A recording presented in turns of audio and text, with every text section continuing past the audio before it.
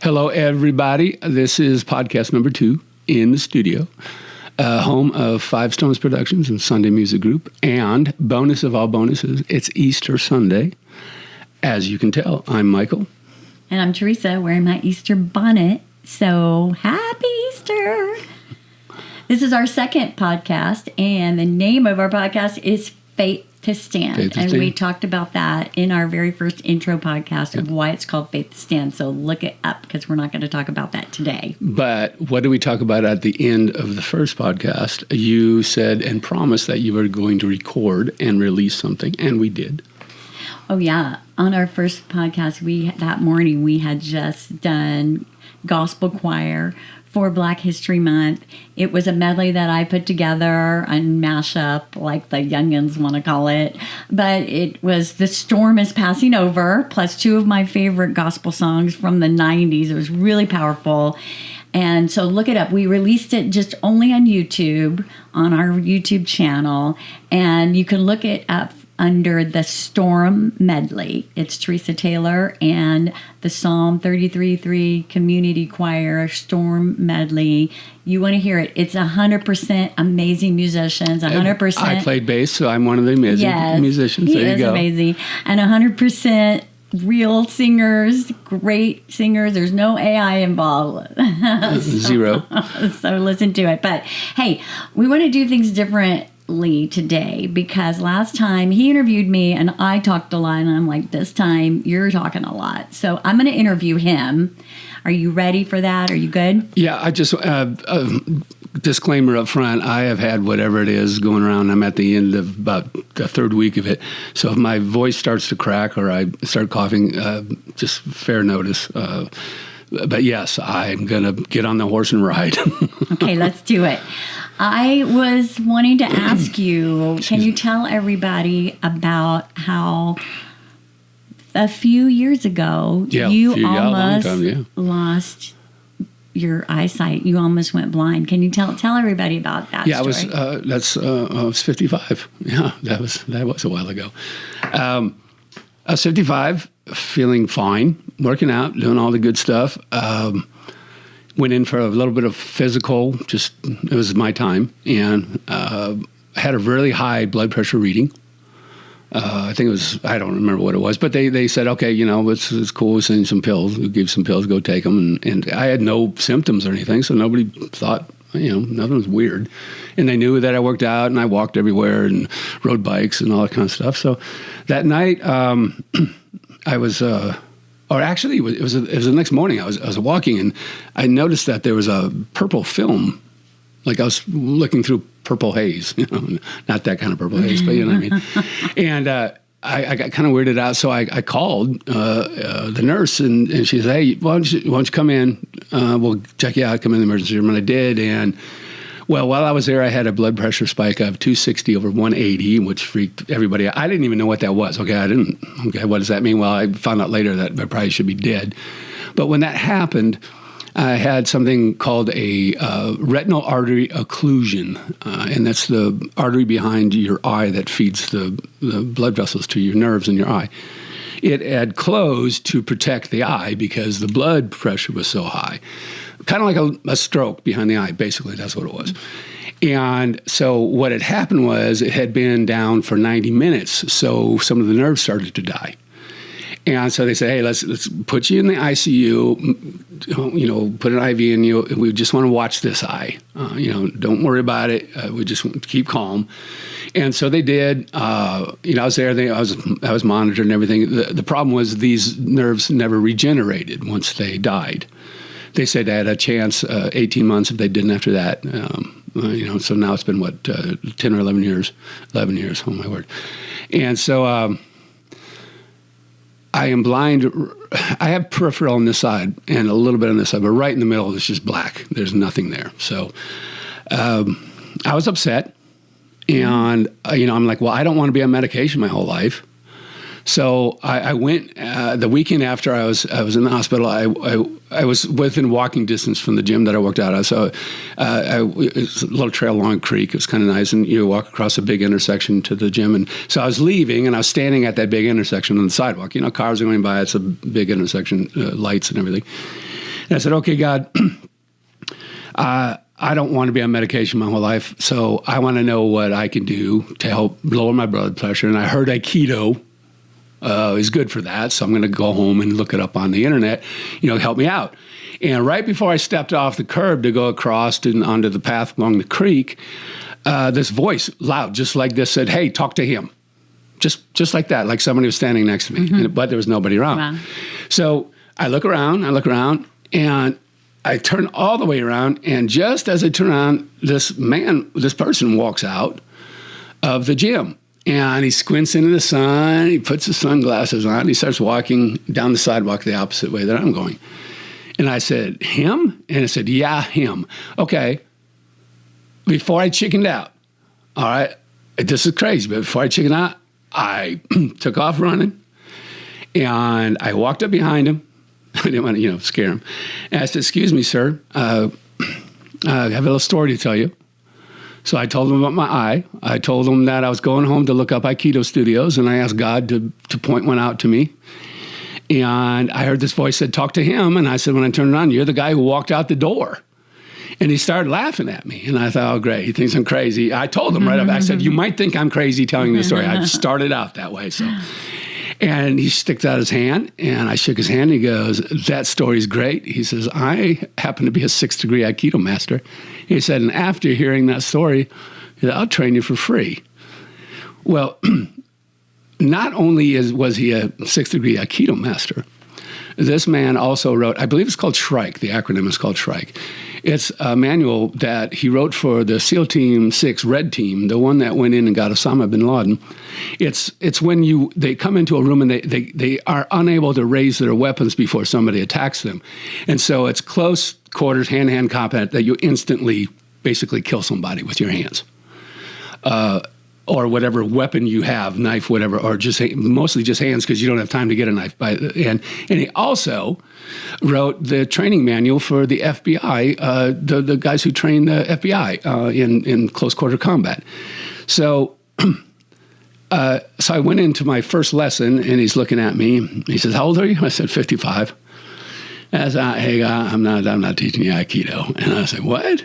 He says, "You're too old. It'll kill you, man. It'll break you because you're going to be thrown down on the ground all the time." I'm looking at him. I'm like, "Oh, okay, I agree with that." He said, "You're built for karate." And come to find out, he had also had multiple degrees in other martial arts and very many multiple degrees in karate, basically Goju-ryu. And so he taught me karate, and not just karate, but a very lethal form of karate. We have very few forms and very few katas, but the ones that we do know, we were able to build this extremely lethal 1 or 2 move to actually either hurt somebody so they don't want to fight, or if they're attacking your family, to 1 or 2 moves to take them out. And I do mean take them out. I mean, I know that knowing you all these years, you had zero interest in any kind of martial art. Zero.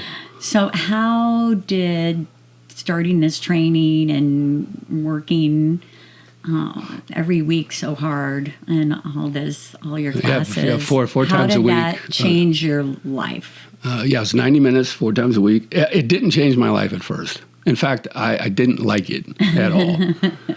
I just complained to God and a little bit to Mike Biggs, my Shihan. Thank you for putting up with that, by the way. He did. He put up with a lot with me. But he said, you're 55. You're not a kid. You were already kind of set in your ways, and here you are coming under somebody who's younger than you to teach you something you know absolutely nothing about. And I basically would not have continued if I didn't have that voice tell me talk to him. I knew it was God. And so when I stopped pouting and realized that, okay, he promised me 2 things. He promised me 2 things standing there. He goes, I'm going to tell you the truth, and you're going to have pain. He says, those are the only things that I'm going to guarantee you. And he was not kidding about the pain. But the funny thing about pain is you learn really quickly with pain. Go touch a hot stove, see if you ever do it again. It's instantly like, ooh, I'm not doing that again. So as we were fighting and sparring, and we only used pads for about 2 weeks, and then that was it. I had a training partner, Andrew Miller. Thank you, my brother. He was my black belt brother. He came in and trained alongside me, and we both did our black belt test together, and we beat the crap out of each other. But we did it in a controlled manner, and whenever you got outside the training, like if you tried to do something fancy, you got your bell rung because you thought you knew something, and you got your bell rung, and pain said in your head, I don't want to get hit in the face again. Don't do that. And sure enough, you would move your head. It was pretty simple, but the process is what changed me. It was the submission to it. It was the training. It was the pain. But it was also the building, the eraser of doubt and the building of confidence. And that's when the scales started to tip, where the doubt would be smaller and smaller on the scale, and the confidence would be more and more. Because in light of our podcast talking about Faith to Stand, what was it that he said to you about how you were going to use your? Yeah, there was one class we were in, and it was an intense class, and I remember him stopping and looking me right in the eye, just this far away, and he just said, "I am not training you. You will probably never use my training physically on anybody, but you will in what I'm training you, and you will use this training for spiritual warfare." And that was a pivotal, yeah, new word, I like it.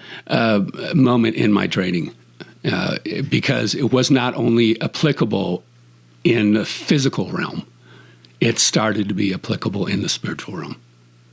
And can you give people an example of how you would take what you learned in all your lessons in karate? How could you take that? How did you begin to use that in the spiritual realm?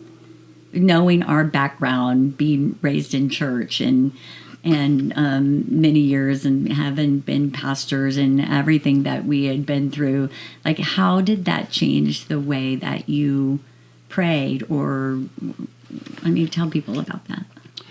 The thing I think I found most interesting, especially for those of you who don't know, I'm a fourth generation Pentecostal preacher. It goes all the way back to my great grandfather. There's something that I noticed in spiritual warfare. We're supposed to know how to do it. We're supposed to know how to pray. It's just like the very fundamental thing about karate is how to throw a punch. If you throw it wrong, you break your hand. And you do it over and over, one simple little thing, over and over and over and over and over. I'm talking about for years. You do this one. I still, as a black belt and now a fourth degree, and I'll talk about that in a minute.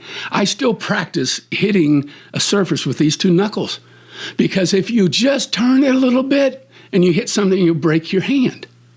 But we don't understand in prayer because we do it once and it doesn't work. And then we pout, "Oh God, you didn't answer my prayer."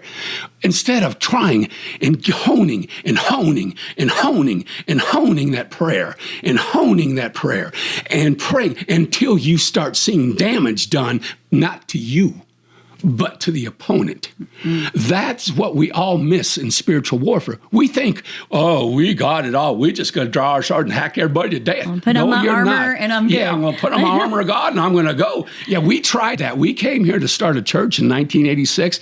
We were hot. We were all like, "Oh yeah, we came from a big church back then." We were very young and stupid. Yeah, very young. And what first dumb thing I did was challenge the prince and power of the Temecula Valley. I got my head handed to me. That was not fun. No. And that's because nobody teaches you how to fight spiritually. They think you just pray. No, there's a time or just rebuke the devil. Yeah, there's a time when Jesus Christ said, "Hey, some of this stuff comes by much prayer and fasting. You just don't do it." People don't understand. Jesus Christ was always going off alone to get prepared to fight the battle. Well, if you get your prayer answered right away, what fighting do you have to do? I mean, sometimes we do get, oh God, can I get a parking spot? Like it's bucket, we pray.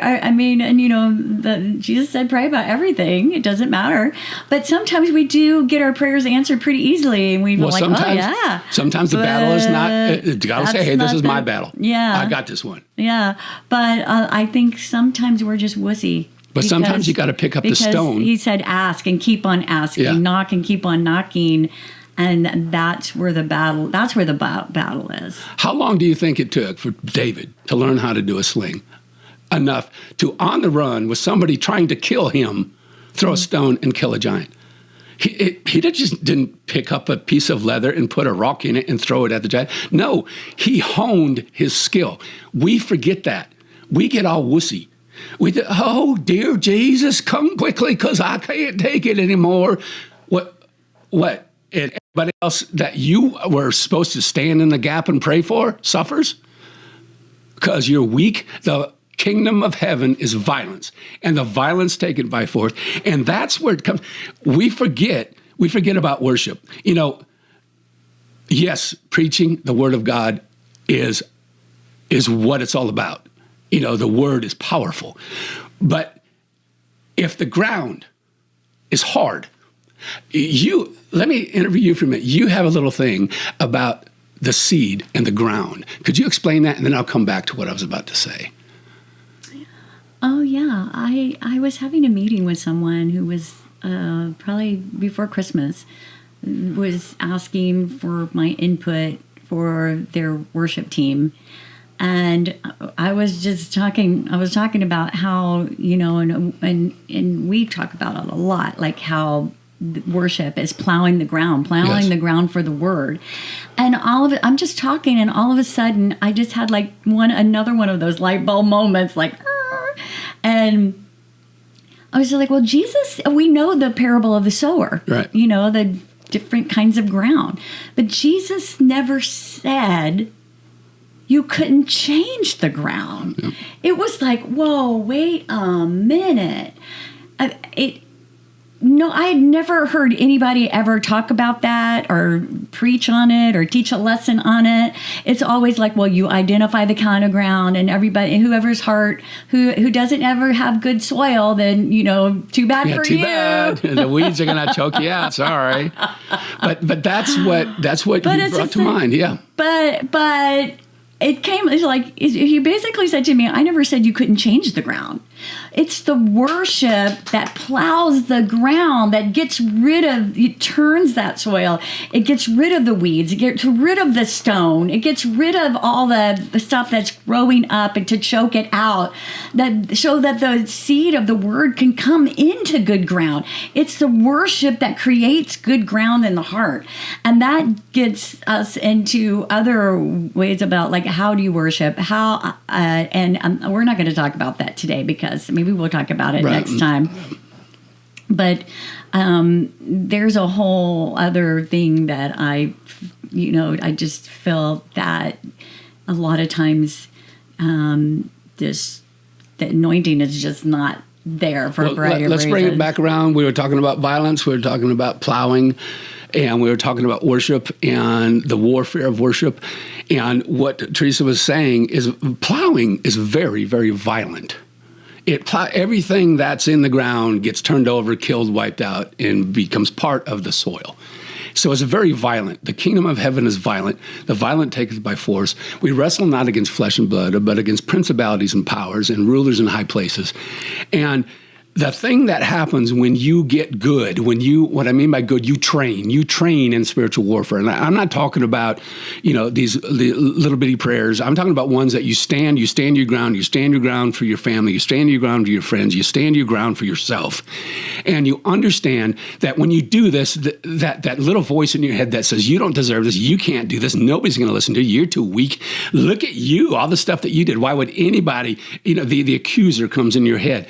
But when you start to become violent and you become focused, all that leaves, because it's you or them. There's a big difference when you come into a conflict with somebody. There's no room for doubt. There's no room for, can I do this? The dog with the biggest heart wins. And it can be a little dog. But I've seen little dogs chase big dogs down the street. Why? Because what do they got to lose? They're going for it. This is it. This is all me. This is what I'm doing. Back off.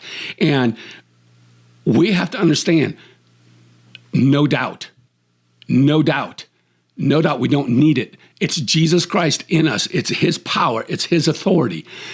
All those little voices. As you begin to hone and train, you understand that I can do this. In a conflict, I will know what to do, just like spiritually. If I am attacked, if I see an attack, if I'm on the offensive, I know what to do. Not because everything goes as planned. That's the one thing I love. The people come up to me, they'll find out that I do karate. Well, what if somebody does this? Well, okay, but what in a fight if somebody does this? There is no what if in a conflict. It becomes completely organic. Anything can happen at any time. And that's the beautiful, wonderful thing about training. Because I have the spirit in me. I am going to fight. I have the sword. I have the real armor on. And he has trained me how to use it. And the armor of God is only in the front. That's true. So that's offensive. There you go. You're not going to get chicken out and turn and run. Just as a little no protection. Note here. Yeah, show everybody. I wanted to thank my Shihan, Mike Biggs. I just got this awarded to me recently. It's a fourth degree. It's in Koku-un-ryu Aikibudo. And for all of those, and I wanted to thank his wife, Tomoko. She went to Japan to get this for me. So it's a Shirado for any of those in the know. And this is my name, and this is my practice right there. So I wanted to thank them and my Shihan, Mike Biggs, and his wife, Tomoko, for this. And I also want to do a shameless plug. Yeah, show everybody your book.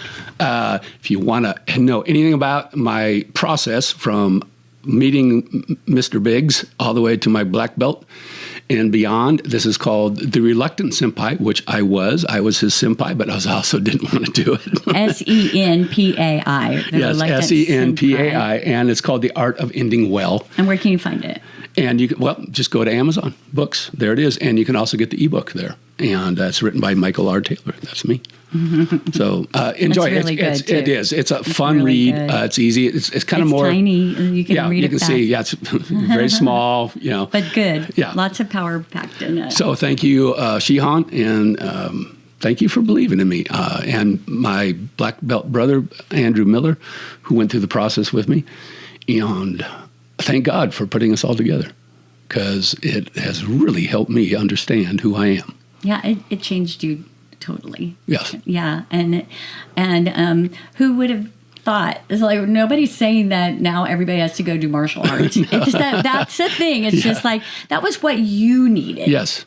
All of us are different. He's tried to teach it to me, and I'm not very good at it. I mean, somebody might want to go to knitting class. Who knows? I mean, and you can use your needles. Yeah, your needles. But God knows what we need. So all of us have our story, and we want to continue to tell stories. Yes.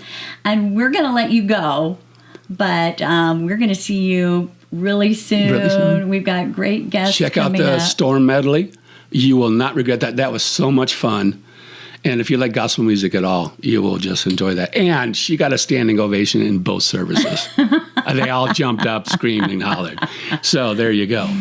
Well, thank you for letting me interview you. Thank you for interviewing me. Yes. It was fun. Thank you. Yes, it was fun. And I hope you guys had a great time, and we'll see you next time. And happy Easter. Happy Easter.